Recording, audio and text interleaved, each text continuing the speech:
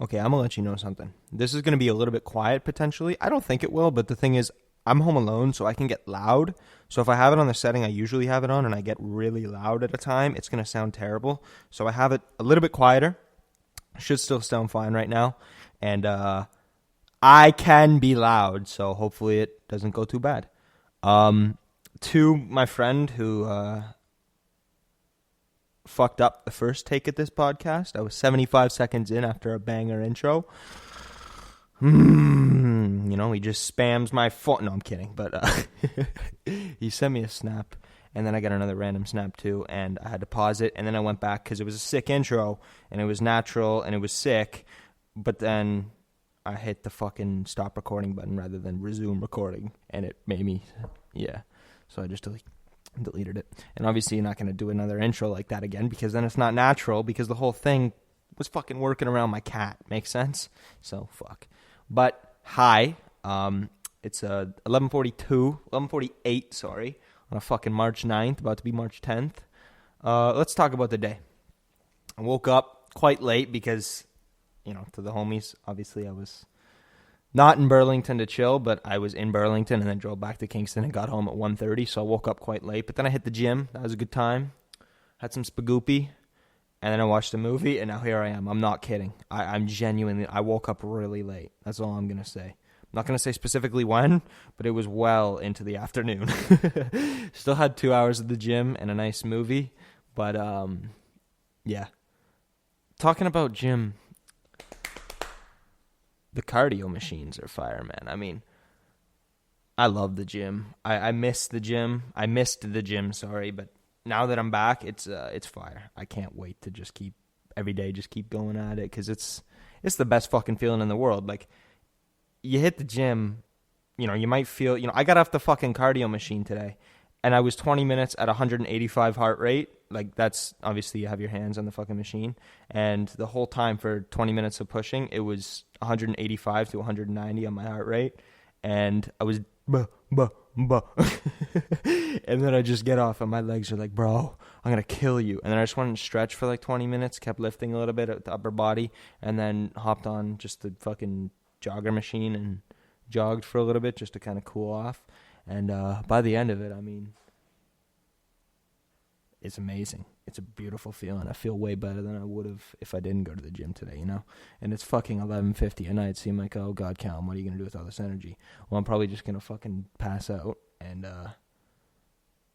after this, I think I, maybe listen to music for an hour and then just fucking sleep. Speaking of music, I just came off of watching a film, but the listening was one of the best fucking aspects of it, and it was Dunkirk. It was a nice 2017, I looked up. It was from 2017, which makes sense. The cinematography is beautiful. It's oh man, it was a gorgeously shot film. I mean, great British humor in it, too. Not too much, obviously. It's fucking Dunkirk. To those who know the historical context, Dunkirk was a massive military failure. And, I mean, in the end, it was somewhat of a miracle with only, 40,000, 50,000 troops captured, and then another maybe 10,000, 20,000 dead. At the low end, I'd assume, but, from wanting 50,000 maybe out to getting 350,000, it's not too bad, So, it was a pretty well shot and pretty movie, man. I mean, I'm still digesting it, but the first time the Stuka bombers came, it was just perfect because of the anticipation with the music. You could hear the bass kind of coming on, and you could, for a while, I mean, the main soldier that you followed, the kid was off with another man who was burying somebody, and he got a little sip of water, and you could just hear there was a rumble. You could hear a rumble coming on, and a little rumble, and you were like, that's suspicious. And I was just thinking, man, I know myself that Hermann Göring, who was a dumbass, said stop the blitzkrieg, don't push right onto the beaches of Dunkirk, which if they did with the fucking tanks and with the army that would have followed, I mean, how many would have surrendered or been slaughtered on the British and French side? But Hermann Göring made the call that the Luftwaffe could handle it, the Luftwaffe, the Air Force of Nazi Germany, as he was the commander of the Luftwaffe. Jesus, the stem T hit. But talking about the Wonder Waffle out here, fuck's sake. But Jesus Christ. But fucking Wonder Waffle. But genuinely, I mean, the first time the planes came, it was everything I could have imagined. It was obviously not, being there or being part of a battle in that scheme, but oh man, the fucking planes were just, it was almost bizarre. It was almost bizarre just to see not the destruction, but just they shot the resilience extremely well throughout that movie, is what I'm trying to say, I guess. Just, it was a bizarre, I mean, you see the way that they, I guess, personified the resilience of the British was through two people, and they follow one rescue ship, and there's a brother, George, and then another brother, and then the father, and the father's driving the boat, and then the other two are just kind of helpers. And the one kid who's only 17, George, he snuck on. He's kind of an Air Force, not pilot, but just kind of a Mr. Man who's learning in the Air Force, and he hops on the boat to come to Dunkirk and help out. And they pick up a shell-shocked soldier who has been torpedoed by a U-boat, and he looks as though he's the only survivor from his boat.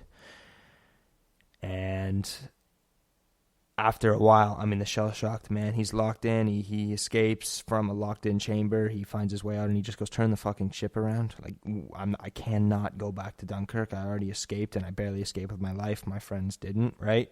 And eventually the one man, George, the 17-year-old, tries to, because the shell-shocked man attacks the father because he's obviously steering the ship, and then the 17-year-old tries to step in along with his brother and gets fucking punted downstairs and hits his head extremely hard against some metal, and it later kills him, unfortunately. But you can just see, I mean, the shell-shocked soldier story, his arc ends with he never truly apologizes, unfortunately, but the brother specifically, you can see within him, he later helps out a pilot who's fallen and he's drowning, and he smashes his cockpit glass in with an oar, and then reaches for the oar, and that's that's what I said, the afternoon scene. That's when the pilot comes out, and it's just fucking bedlam, just horror for 20 minutes, and then after the man's about to drown, he gets bashed over the head with an oar to make sure that his glass breaks, and he can then swim out, and he grabs the oar, sees the British man reaching out for him, and he just goes, afternoon. And it's just so perfect, man. But this man who reaches out with the oar, the brother who survives, he every time the shell-shocked soldier asks him, I mean, there was a time where he goes, is the boy going to be okay? And the brother just goes, no, of course not. And the shell-shocked man is obviously distraught at this. He already knows that his trauma and anger has effectively fucked the situation even harder, and he knows that he still has to face Dunkirk again. And then the boy later dies. Obviously, he's bleeding out, he's blind, he's massively concussed, and he's dying. And he dies, and the brother is not there for the death, but the soldiers from Dunkirk who board the ship there's a sinking ship, and then soldiers come on and board it, and a few of the soldiers enter, like I don't know if it's the whatever the fuck the front of the boat is, but it's an underground section of it, just below the deck, and on the small boat, obviously, like a civilian boat, but just below the deck, kind of where you would sleeping quarters, I guess you could say. And the brother, who's alive, looks down and just goes, hey, you need to be careful down there. There's a man. And he just kind of looks at him and goes, the boy is dead. And then you see immediately in the kid's eyes, he knows his brother's dead. He knows he now has to tell his father that his brother is dead. And he knows he has to now tell the soldier that his brother is dead at the hands of the soldier, who was a British soldier, right? It was just almost not friendly fire, but the trauma of the soldier inadvertently knocks him over in a rage moment and causes irreversible damage. It's sad, actually, but the brother then stands up and he just goes, well, then be careful with the boy then. That's what I said. Not, oh, fuck, my brother's dead. Not, oh, no, how could this be? Not run down and help. And no, he cannot be dead. He just goes, well, if he's dead, be careful with him. That's...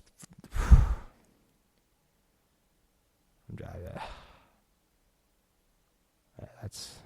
And then they look, the father and the brother make eye contact and then look back at the soldier and he goes, is the boy going to be okay? The soldier who attacked the brother, I guess you could say, attacked the whole family really about going back to Dunkirk. And he just looks down at the ground for a second, looks back up and he goes, yeah, he'll be okay. And then the father and the brother make eye contact and just, that was the right thing to do. It's powerful, honestly. It's good stuff, man. It's really, really good stuff. I looked it up. Christopher Nolan was the writer and the director, so props to him on that one, but maybe he didn't write that. I don't know. Who knows? I don't know how movies are made, but I do know that he shot the scenes with he was the man behind the camera, and the camera work was phenomenal. So, yeah. Okay, I got to gush about one last thing about this movie, because obviously I've talked about the resilience of the British, which I do feel that the personification of that they played throughout the movie was quite strong. I mean, even the fucking man who shot down the Messerschmitt bomber and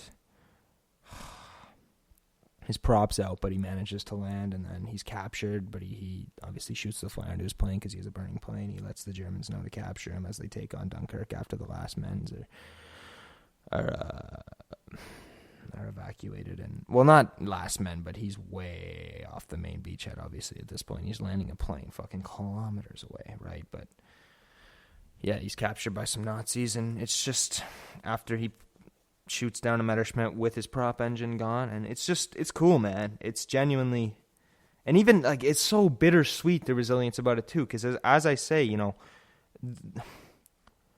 the kid's talking, and he's saying, to the soldier, my brother's going to be all right, and he's looking at his father, and they're just kind of nodding, and they're there, but it's still a kid dead at the hands of a soldier who's been torpedoed by a U-boat, lost his friends and comrades, and taken his rage out and killed a human being. So as resilient as it is, it's still devastating. And the same goes for the scene with that failing prop engine I talked about, where when he shoots down that plane, I mean, there's the Messerschmitt had already sunk the British destroyer. It had already cost maybe a dozen, 2 dozen, 3 dozen lives, and then sunk the ship. And so while they were leaving, while there was oil spilling, while everything was capsizing and going down, while the men were in the water, there were, the Spitfire shoots down the Messerschmitt, this no prop engine Spitfire shoots down the Messerschmitt, and the Messerschmitt crashes into the oil. And what happens when oil catches fire? And what happens to the men that are in the water when the oil catches fire? They burn alive. And so as resilient as it is from that prop engine, it's still killed. I mean, the Messerschmitt that he shot down with his resilience, it's still killed 50, 60, 75, 100 British lives for one German plane. It's still devastating, man. Yeah, I don't know how much more I want to talk about that, just because Dunkirk, it was a success, and it was bittersweet resilience. It was just total fucking collapse of the French military and the British military, and yet they were still saved in the end.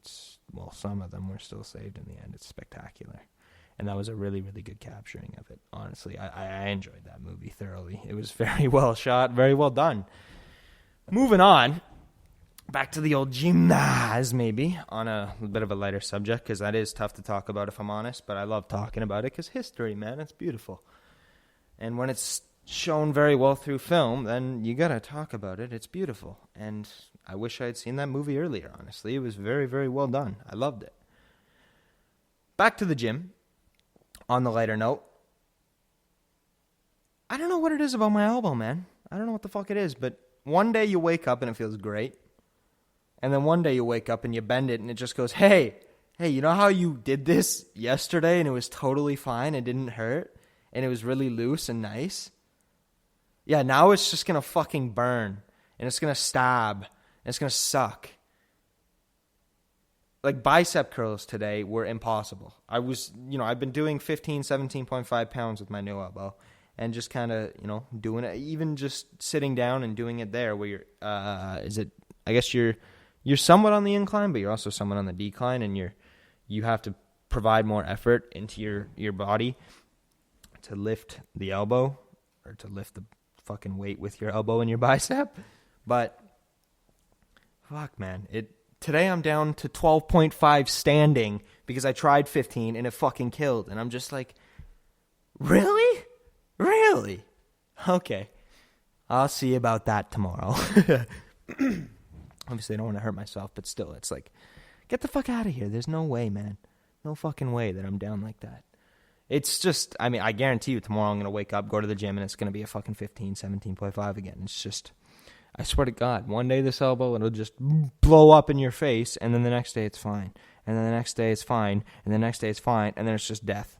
It's weird, man. It's really weird how this thing's working, how it's recovering.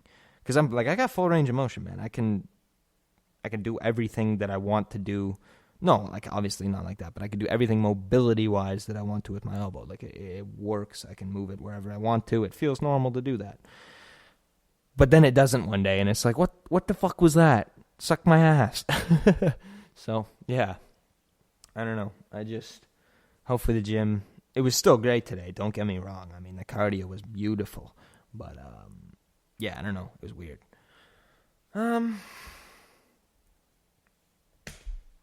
I kind of want to talk about music, I guess. But I don't have that much to talk about, if I'm honest, because I kind of want to go listen to Bob Marley more before I talk about Bob Marley, but yeah. I'm not going to talk about music, if I'm honest, because, again, I want to listen to Bob Marley right now. I talked about Dunkirk. I talked about the gym. I'm sorry. I got nothing else to talk about. I'll talk to you tomorrow because my parents aren't home tomorrow as well. I'm going to listen to some fucking Bob Marley. I'm sorry, man. It's what I wanted to do tonight after the movie. I wanted to do this just because I had some thoughts about the movie. I know it might seem like I was gearing this up to be a nice hour-long podcast, but maybe tomorrow, man.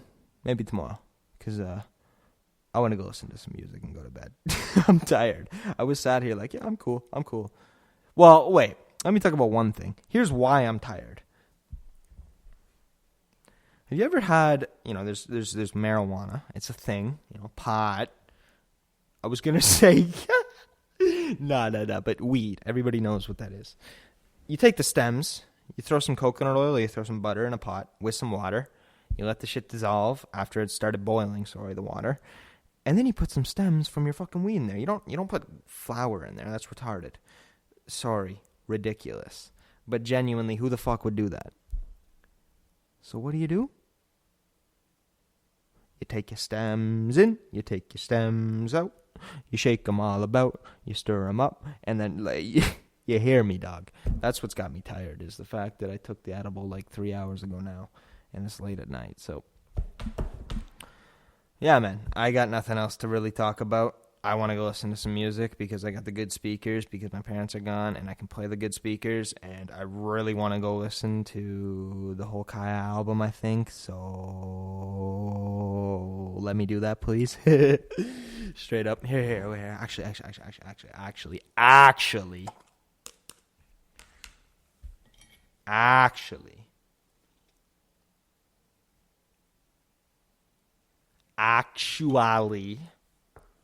Actually, you heard that. You heard that little. Yeah, you did. Cheers. Going to listen to some Bob. I would play it, but motherfucker. I played 10 seconds of a Kanye clip and it copyrighted me after I sang some more in that fucking song. So I'm not playing no goddamn Bob Marley at fucking full blast. Fuck! Fucking. All right, cheers.